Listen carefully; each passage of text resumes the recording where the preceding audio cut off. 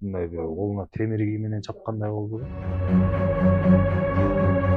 Мен сага азыр акча котороюн, байкеңди куткарып кал деди. Аябай сабап салышты. Жеке ишкерди белгисиз адамдар барымтага алып, Крамында айдап кетти. Шкода чыгып Мына бат эле сегизип коебуз азыр. Бандиттерди, чала бандиттерди да жок кылып берүүңүздү суранабыз. ГКМда иштеген байкем кармап кийди. Анан 5өө кармалган, 5өөнүн ушу экөөнү кое бериптир. Түш деген ойлодум мен ушул жерден. Кытайың мага айтып кой, мен Кытайыңды өлтүрөм менен. Кабыргалы 5сиң, 5өсүң. Бияктан 3өө, бияктан 2өө. Анан могу төш. Баш болсо мына бул жер жарылган, бул жер жарылган. Мен дагы бул боюнча балдарым менен ойлонуп атам, эмне кылышты. Бирок тарынбасын деп койду да. Билгениңерди кылып алгыла деп. Алар таң калып атат, Кыргызстанда мындай жок эмес беле, жок бүтпөдү беле депчи. Урматтуу УКМК төрагасынын Камчыбек Кыдыршаевичке жана Ички иштер министринин Улан Ниязбековке кайрылам.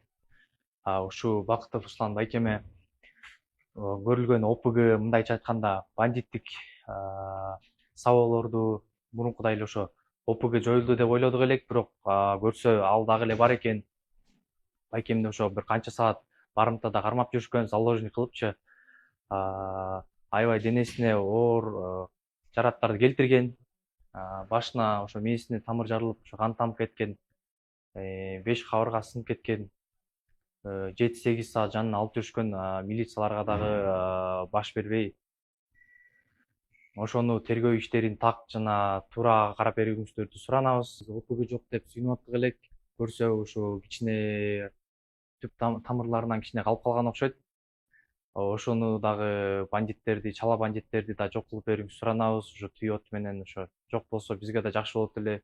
Биз дагы коркконубуздан ошону эми так адилеттүү карап берүүңүздү суранып, ошон үчүн кайрылып атабыз. Биз дагы ушул ката кайрылбайт элек. Буга чейин жакшы каралсачы. үстүбүздөгү жылдын 9 апрелинде жеке ишкерди белгисиз адамдар барымтага алып 8 саат бою түндө Бишкектин четинде кармап жүргөн деп бизге кайрылышты. Анын туугандары учурда бул кармалган адамдардын жарымы кармалып, кээ бирлери кармалбай жатат. Анысы аз келгенсип, бул кылмышка шектүү адамдар кайра бизди коркутуп жатат деп арызданышууда. Мындан барымтада отуруп жаракат алган жаран учурда ооруканада жатат. Азыр кирип анын абалын сурап, бул окуянын чоо жайын билгенге аракет кылабыз. Ушул жакка чапты, мындай колуна темир кий менен чапкандай болду да. Ошол жерден эле улап түштүм. Улап түшкөндө эле бытыратып эле сабап жатып калышты. Анан аяден эсиме келип бир келип келбей тура албай атсам, огошуп өтүрүп чаап деп атты.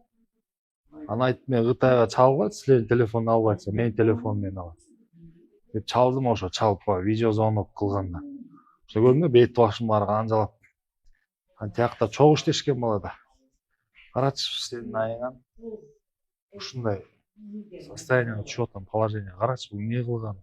Өзүңөр четче болбойт белеңер десем, тиги досум, мен ага айтпадым беле, бүт баарын түшүндүрбөдүм беле дегенде эле тиги бала телефон көтөрүп эле сүйлөшүп кетишти. Анан мен эс учума келгичек беле машинага түшүп бас. Эле машинага жанында дагы котормочу Кытайдын котормочу байкелчү. Экөөсү машинага салды. Мен ойлодум эми салганда. Болду, эми сабап бүттүм болду. Эми эл жок жерге же мындай шаар жакка кирип алып сүйлөшөбүз го биз. С5тен тең Молдовановкага айда деп атты бирөөсү. Ошо түрмөгө отуруп чыккан экен да. Аяк алып барышты, алып барып эле машинадан муунтуп, мындай кийип жүргөн кийимине муунтуп кармап отуруп барды да, тияка чейинчи. Тиякыларды түшүрүп эле анан. Ошол жерден эле эл жок жер экен мындай. Суун жээгине алып барып эле сабап башташты. Сабаганда ошо могу кабыргаларды эзип салды да. Байке болдуңу сен, болуңуз десем да болбойт. Анын жанында бир кара, бир мындай здоровый байке. Ошондон сурап атышты да. Ошол айтып атты да, мындайын далайын сындырганбыз биз. Мына азыр бат эле сегизип коебуз азыр. Ана Кытайың келсе мен. Кытайың мага айтып кой, мен Кытайыңды өлтүрөм менен. Мен аны туудурам, андай далай, мындай баштан өткөн далайын сындырганбыз деп. Эмнеге мындай ишке барышты мен түшүнгөн жокмун да. Анан мен акчаны бул ийниме сал деп айткам да. Ийниме акчаны салыптыр. Биринчи мага деген Кытайдагы дос чалды да. Ушундай байкемди кармап кетишиптир, сабаттыр, ислам деген бала депчи. Мен сага азыр акча котороюн, байкеңди куткарып кал деди. Аябай сабап салышты. Мага да видео менен чалып, аябай мага чалып алып да сабашты менин көзүмчө деди да. Анан мен да үйдө болчумун, үйдөн чыгып эле эмне кылаарымды билбей акчаны алдым биринчи. Анан Ислам деген баланын ошо номерин жиберди. Ушу менен чалып жатат бизге байланышып деп. Байкеме чалсам албай койду биринчи. Анан биринчи мындай чалдым. Ислам, байкем кармап кеттиңер. Бир тууган байкем үчүн акчаны мен берейин сага. Бирок байкеме тийбе дедим. Тынч эле бүтүрөлү, ачууга алдырбагыла, чечелүү сүйлөшүп десем. Анда эметип койду да. Сен кинону көп көрүп алган окшойсуң деп коюп койду. Анан кайра байкеме чалдым.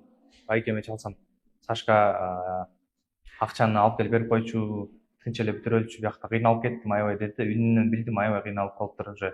Мага бир саат 7 чамасында чалды да байкем. Үнү аябай кыйналган.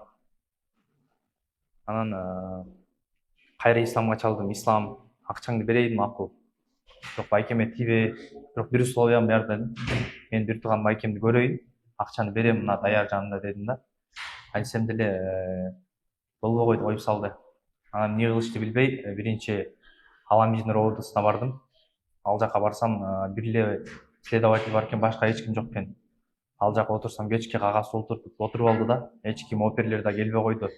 Уже жарым саат 40 мүнөттөй отурдум, убактым кетип. Анан байкем кайра чалды, сүйлөштүм, жаны кейип, Сашка эртерээк алып келип берип койчу, кыйналып кеттим деди да, аябай үйдө кыйналып. Анан аяктан чыгып эмне кылаарымды билбей, Свердлов районунун ровдосуна бардым. Ал жака да барып, эметсек, как раз оперлер бар экен, разбой отделинин балдары экен да. Алар сразу реакция кылып, айтты ошо макул сүйлөш, тигинин ошо айтып аткан балдардын сабап аткан балдардын условиясына көн, чыкыр ошо бер депчи. Чалсам айтты, биз адрес жиберебиз, ошол жака келип бересиң деди. Анан ошо жана түрмөгө отуруп чыкканы менен баарын башкарып аткан бала. Акчаны алып келебиз деп кетишкен. Анан кеткене үчөө алып калышкан да, мен башка жака алып кетип калышты, антка кирген. Объездной жакта жаңы цемент завод салынат да, ошол жакта. Анан булар акчаны алдыңарбы деп бул байкелерине чалган деле бизди басты деди да. Басты дегенде тиги үчөө быттыратып эле жатып калды да. Сен эмне кылганың, сен ийнилериң, сенин тилиң укпайт турбайбы? Сен эмнени каалап аттың эле, мени сени өлтүрөбүз деп. Ошол жерден жана бирөөсү моундай отундарды таап келип берип атты да, тетиги баксактан жүрүп келип. Жерде отурган болчумун как раз. Отурган деле ошо оту менен келип баштан бир урду да. Качып үлгүрбөй калдым да. Ошол жерден баягы көз баш караңгылашып эле кулап түштүм. Московский Советский көчөсүндө обменкалардан акча алдым. Ошол жакта турам десем, азыр барат деди, келип эле отура берсин деди, сүйлөшүп. Анан мен акчаны бердим. Бергенде ошо келип ал киши акчаны санап аткан маалында Канча келип алды? бирөө эле келди биз акча алганга. Бирөө келип акчаны санап аткан маалында ошо оперлер келип бирөөсү кармашты. Кармаган маалында ал келген киши телефонун чалып туруп, өчүрбөй чөнтөгүнө салып алыптыр. Анан кыйкыра баштады, качкыла депчи. Булар мени кармап алышты депчи.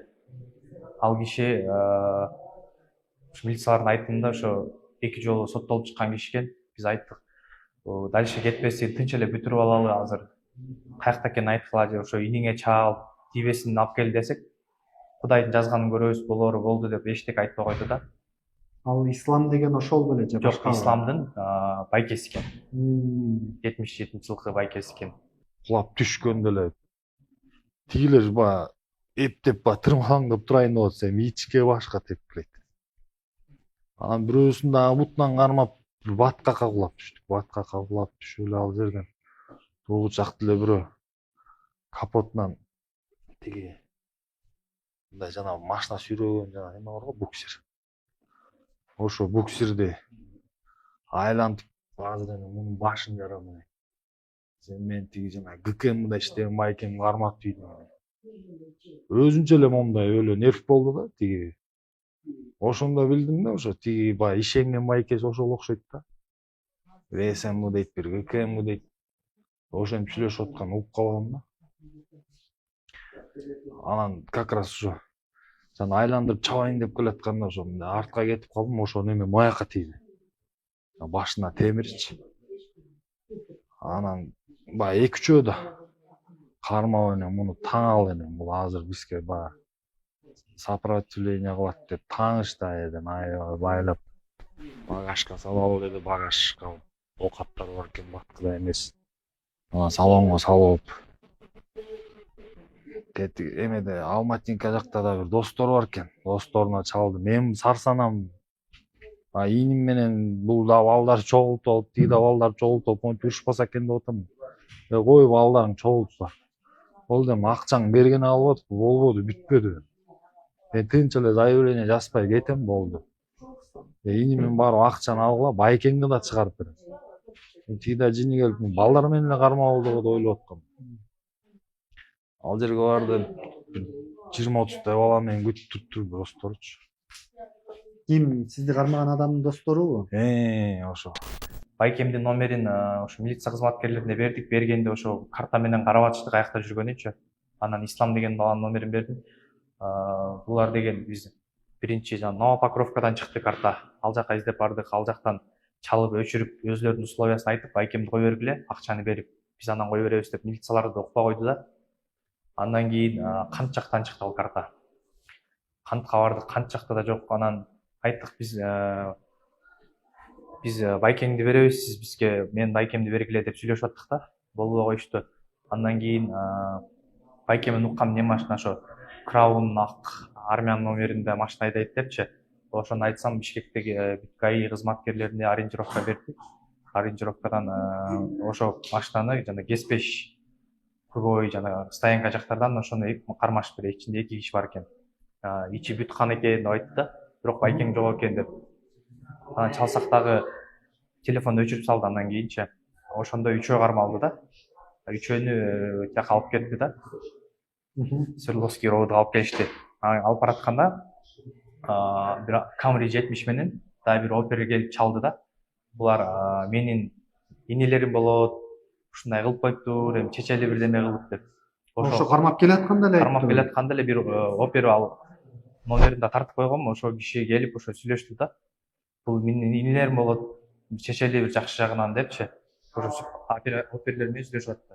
Ал өзү ким экен? Ошо Ислам жана байкемдер салып аткандардын туугандары болот экен. Айылдаш тууганы болот экен. Кайсы кызматта иштейт экен? Милицияда жанагы Баңгизат тарабында ушундай иштейт экен да. Макул деп сүйлөшүптү. Айтты тиги Opel'лер, иниң келсе тияка. Иниң келсе биз жакшы жагынан чечкенге жардам беребиз деп атышты да. Анан бир машинага салышты. Анан салганда эле эште тапырап сүйлөшүп, мынтип эле тиги баланы чогултуп, бул балдарды чогултуп эле сүйлөшүп атты. Водительге айттым, кебетени көрдүң дедим. Жөн эле могу ызычы болот, жөн эле. Тынч эле тарап кетти элечи. Эсем эле алда түштү дагы, ойлонду окшойт алчы. Ал машинадан түшүрдү да, ал кетти ал балачы. Башка машинага отурусту, башка машинага отурусканда да айттым ага. Башыма мындай болуп чыкканда. Карачы кебетени, мен туруп аралашпай эле кетип калган. Деп анан аны да кеттирдик. Дагы бир ошо биз сабатка бир бала жүргөн. Ал өзүнчө эле кыйкырып элечи, баягы бир итке мамиле кылган. Тур эне. Жапчы жааңды деп эле баягы телефонду колдон эбак алып коюшкан.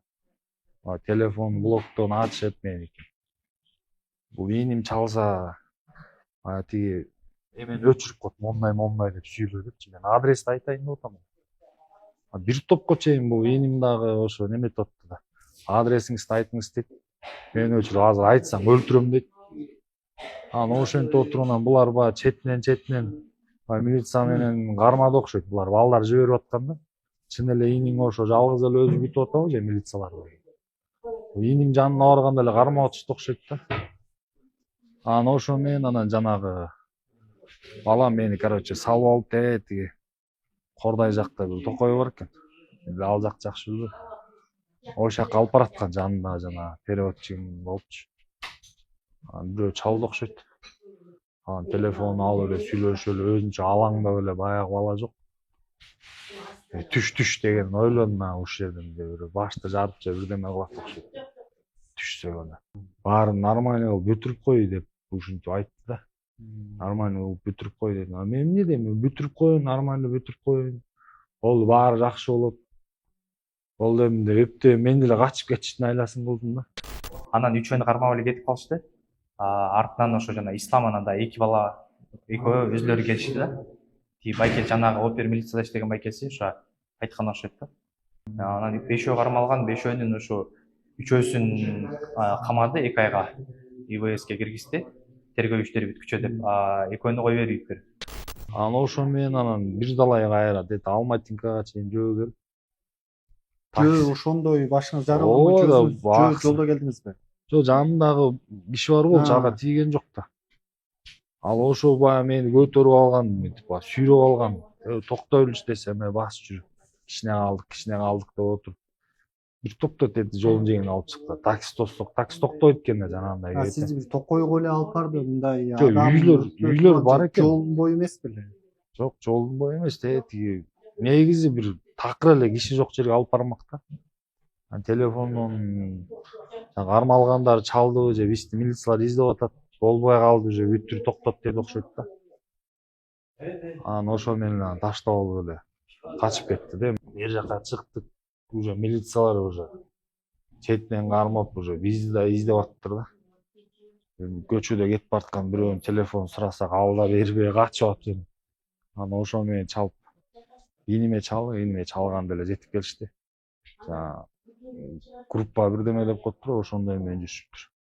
Шарт эле келип эле анан жанагы Милиция менен жана опер группа менен. Ошо жана Свердловский беле жана эми ошол жака алып барды да. Анан ал жерден дагы өзүң жоготуп атсаң менен показания берип кой деп ал жерден да кармап отурушту. Канча кармады? Эртең менен 3-тө бардыкпы, иштеп 8ге чейин отурдук эми. Чүнкү саат 3-төн 8ге чейинби? Ошо бүткүчөктүчү. Улам Ошондой башыңыз жарылган абалда сизди суракка алып отур. Бул больницага алып келип деле сурак кылса болот. Жок, иним деле мен кебетем көрүп баягы мынтип кетем. Шалактап бир өзүмө неметип аттым. Эметсем тиги мени сурап аткандагы инимди кагып койду да. Канжалап өлүп баратса, анда алып барабыз. Мен көрүп атам да, состояниясы жакшы эле турбайбы. Жакшы эле турган үчүн деп тигин кагып койду. Ошо ойдо мен деле унчукпай эле өзүң токмок жеп атсаң дейин жалтак эметип калат экенсиң да бир аз. Ошону турдук, анан скорыйга да иним кайра чалып атып, анан скорый менен алып кетти да. Силер бизди тергеп аткан Жайылов деген Максат деген байке экен да, Свердлов районунун следователи. Үчөөнү кое бербейдим, күнөөсү жок деди да. Тилкат менен кое бербейдим, күнөөсү жок деп койду да. Неге күнөөсү жок экен алар? Билбейм, ошо следовательге кирсек дагы ошо кагып силкеп эле биздичи, тажаттыңар депчи, көп деле кирген жокпуз. Мындай эле биз ушу байкебиз жөнүндө маалымат алалы деп эле кирсек, тажаттыңар иштесеңерби, мен жакпасам алмаштырып салгыла деп эле ушинтип кагып силкеп элечи. Анан байкем жатыргандан кийин кайра эртеси байланышып 6-да киши бар эле го десек, билбейбиз ал жөнүндө деп коюшту эч кимсе. Бирок мен оперлер ошо 6 жана ГКМБда иштейт деген киши менен сүйлөшүп ачканды уккам. Качан келесиң, эмне болот деп сурап койгондон кийин ошо сурасам, эртең келет экен деп койгон да. Эртеси келип следовательден сурасам, ал жөнүндө билбейм, андай киши жок болчу деп койду. Жана бирөөсү бош жүрөт, ошону кармап койгулачы десе, ал тиги немеде иштейт экен, бир жерде охранада иштейт экен. Жана немесин смена алмашылгандан кийин өзү келет деп айтыптыр. Анан андай дайыр чалса айылга кетиптир дептир. Көчө чалса похоронда жүрөт дептир. Беркилерин болсо замат деле кармаганда мындай слабый элактарынчы. Анан буга келгенде эле жумушунан неметсин, анан тиги похоронго кетти деп. Көчөгө келип алып эми кылмышка шектелген адамдарды ушинтип тиги жумушу бар экен, бул жумушу бар экен деп күтүп анан кармабай жүргөнү, суракка чакырбай жүргөнү аябай таң калышты экен. Бул эгер чын ушундай болгон болсо, ошол тергөөчүгө ошол Свердлов райондук милициясы деп атабы, ошо Свердлов райондук милициясына каралып атат ошол жакты дагы текшериш керек. Бул өтө кызыктай жагдай го. Буну уккан адамдар эмне дейт? Бул деген жана бизге эң биринчи акчага келгенде экөө келишкен да. Ошо акчаны алганы келгенде биз кармаганда ал көрүп туруп ошо качып кеткен окшойт да.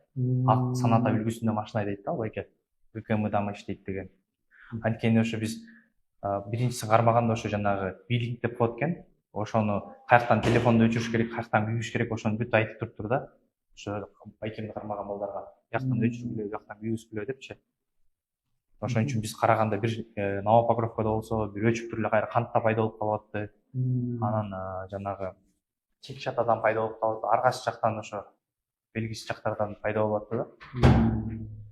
Ошонусунан Беркилерди эмне негиз кылып кармабай атышат?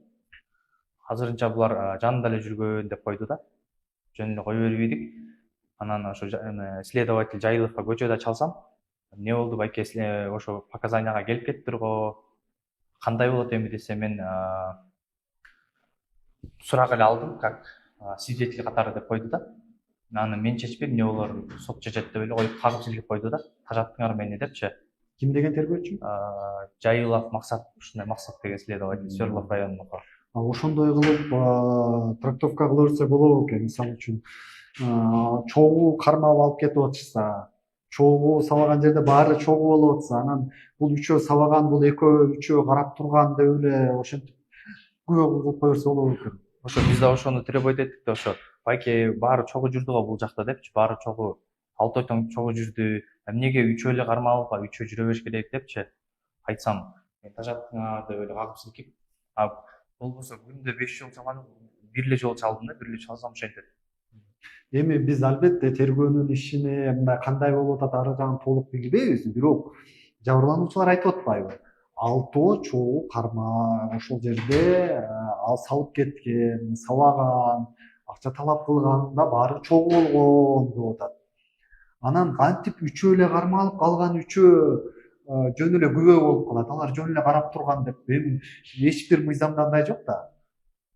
Буну албетте териштириш керек. Бизди көрүп аткандар болсо, прокуратура органдарындагылар көрүп аткан болсо, ушуга мындай чара көрүш керек го. Эми албетте биз тергөөдөн алдын ала бир нерсе айта албайбыз, бирок сиздердин айтымыңыздарга караганда ушундай факт көрүнүп турат. Техника сатабыз да, өзүбүз Кытайдан алып келип. Ушул эле жана мени сабап кеткен балдардын техникасын бирөөлөр сурап чалды да. Анткени мен сатышканга көмөктөшүп коеюн деп жүргөн болчумун да. Анан эле чалып калдым, мен деле ошо как раз Бишкекке жаңы эле кирип келем. Чалды, машинаны алат элек, срочно келе кал деген менде. Срочно эле ошо ГЭС-5 стоянкага бардым, ошол жакта болчу машиначы.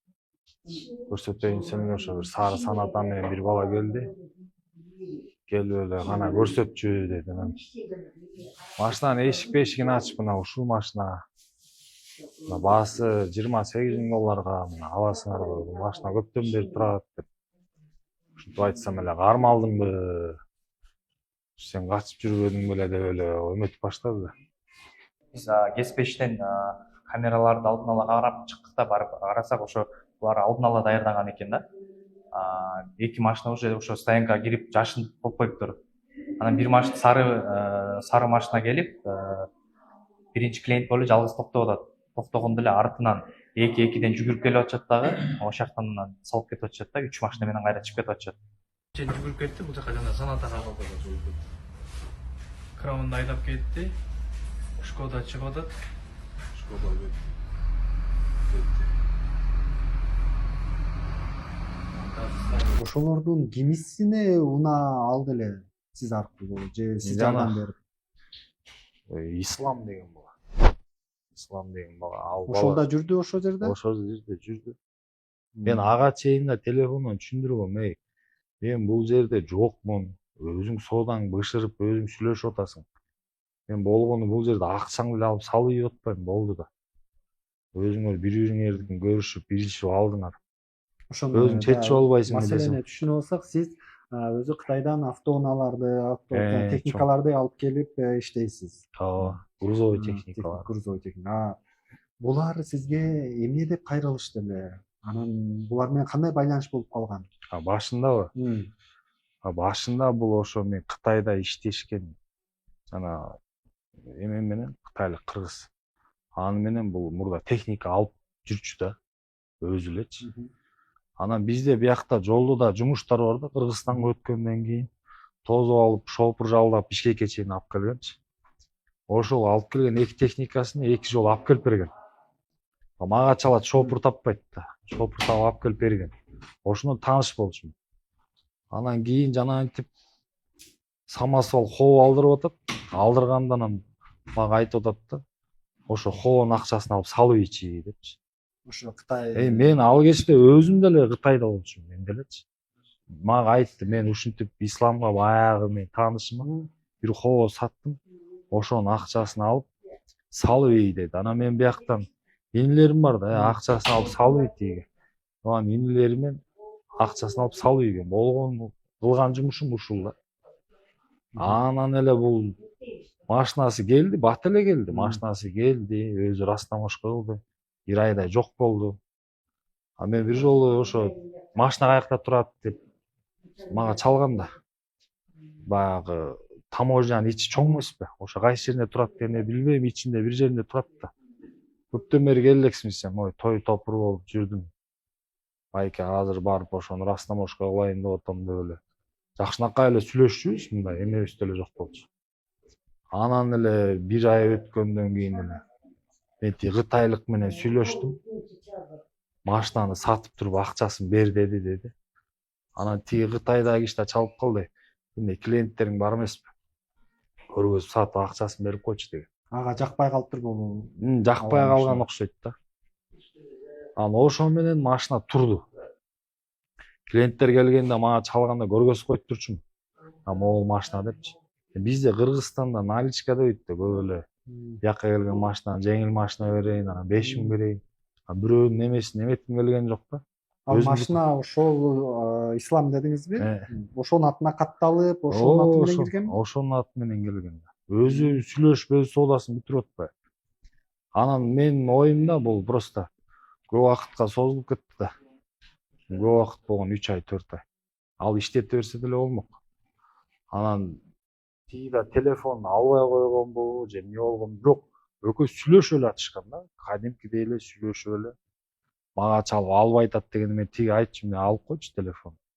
Сен алып эле жакшынакай эле сүйлөшүп, бирок башка бир жаңы техника салып берем деп жүргөн. Ага чейин айтып аткан тиги. Сен Кыргызстанга баргандан кийин жана хоону өзүң оформить этип алчы. Мен акчасын да ишеничтүүрөөк берейин деп аткан. Мен 2 күн болгон келгенмечи. Анан мен бул балага негизи өзүм чалып айтайын деп аткам, тиги хооңду мага оформить этип бер. Тиги акчасын берсин. Сага мен баягы тааныш катары жардам болсун деп айтайын деп. Ошону айткычак деле жанагындай болуп кетти, ызычы болчу. Бул ошо кытайлык ишкер менен ызычы болгон бекен. Эмне үчүн сизди анчалык алып кетип салып? Ошо таң калганым бул жанагы СМБшник деген ошол баягы сабап атканын айтып аткан да. Мунун 1 саатта эле азыр акчаны утуйт азыр. 1 сааттан кийин акчасын да алабыз. Хоосун да алабыз, эчтекесин бербейбиз деп ошентип аткан да. Бул ушул ГКМда иштейт деген аты жөнү ким экен? Чын эле иштейби экен? Ушун биле алган жокпуз. Чын же ошентип эле коркутуп эле жүргөнбү алай кишини. Көчөдө мына бияка больницага келип, бияктын баарын ызгылдатып, ой бул балаңар деген африс, бул далай кишини алдап жүргөн, андай мындай, мен мунун түбүнө жетем деп үйдөгүлөрдүн баарын урар айтып кетиптир көчөчү. Туугандар менен эшикти турсак, бизге ошо эме кыла баштады да, коркутуп, силер кимсиңер, билгениңерди кылып алгыла. Мен силердин түйүңөргө жетем, ошо Русланды ошо каматып түйүнө жетем депчи. Мен дагы бул боюнча балдарым менен ойлонуп атам, эмне кылышты. Бирок таарынбасын деп койду да. Билгениңерди кылып алгыла деп. Ошентип коркутуп. Ошентип коркутуп. Ошо биздин байкебизге чейин мындай жакалап ийгичеге барып аябай эме болду да. Даже ушу Руслан байкем мамасы да жакаламдай не болду деп түртүпчү, мындай жойлоп. Эмне кылып аласыңар дегенсип аябай лапылдап. Биз ойлодук элек да бул иште чогуу жүрсө, бул жакшы келип сүйлөшүп эме кылса эми бул биз деле адамбыз да чогуу бир жакшы эмеге келели дегенбиз. А бирок бул келе электе эле ушинтип бизге наезд кылып ошо коркутупчу. Түйүнө жетейин, тарынбагыла деп. Биз ошон үчүн байкем түшкөндөн баштап 2-3 кишилеп күнү түн кайтарып жатып атабыз да эми.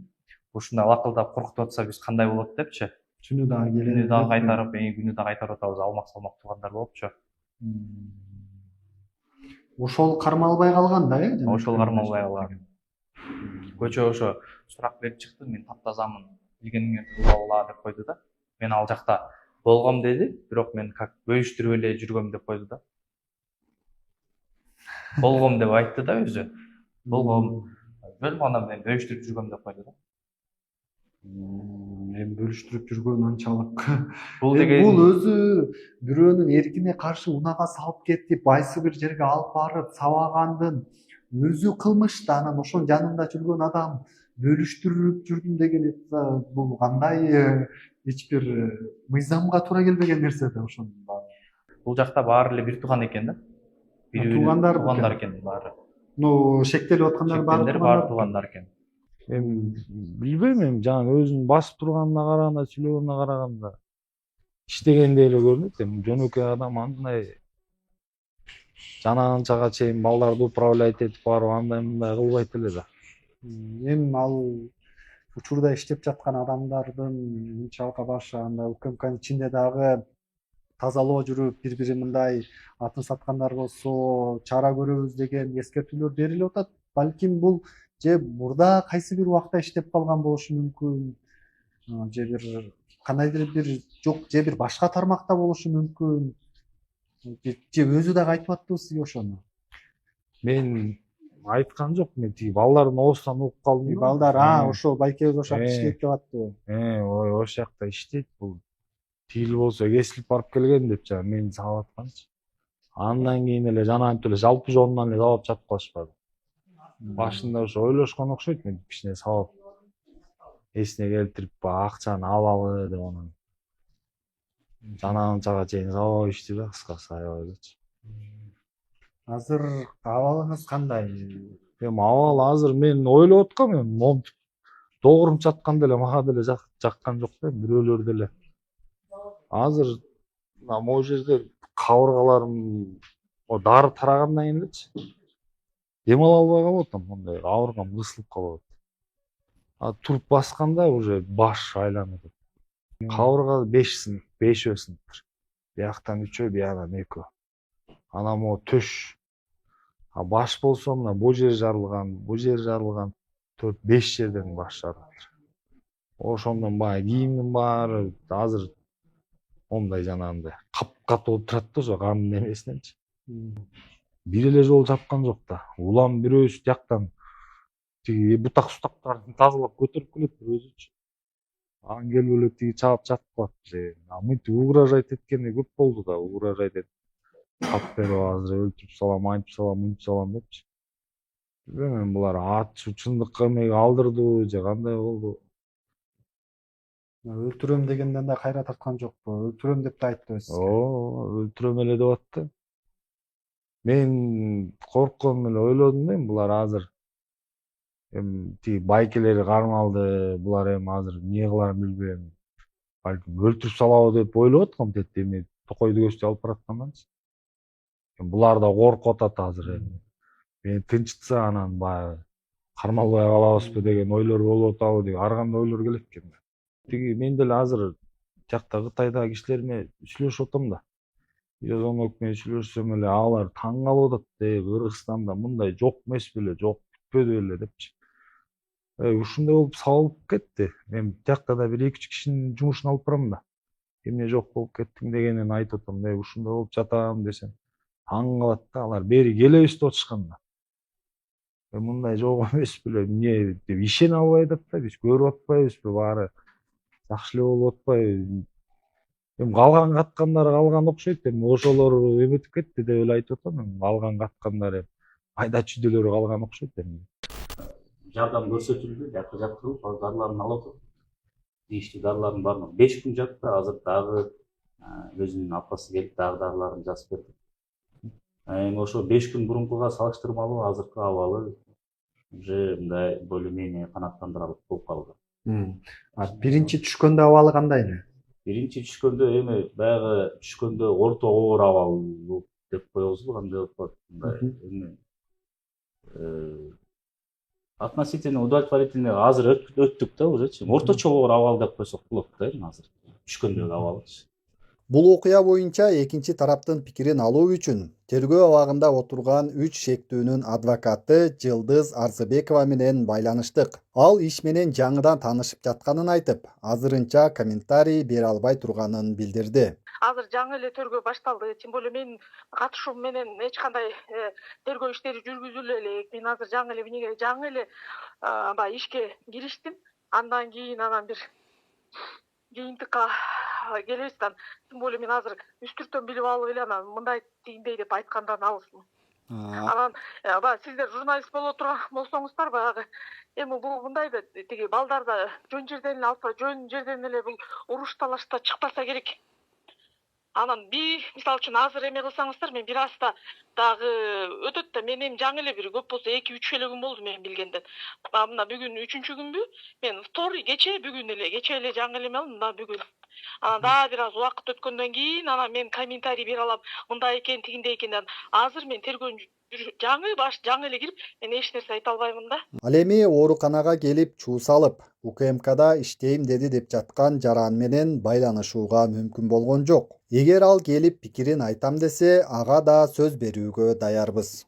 Ошондой эле милициянын версиясын алуу үчүн Бишкектин Сверлов райондук ички иштер башкармалыгынын маалымат кызматына кайрылдык. Бирок алар расмий түрдө кат жиберип, анан маалымат аласыңар деп жооп беришти. Тиешелүү катты жөнөтүп, жообун күтүп жатабыз.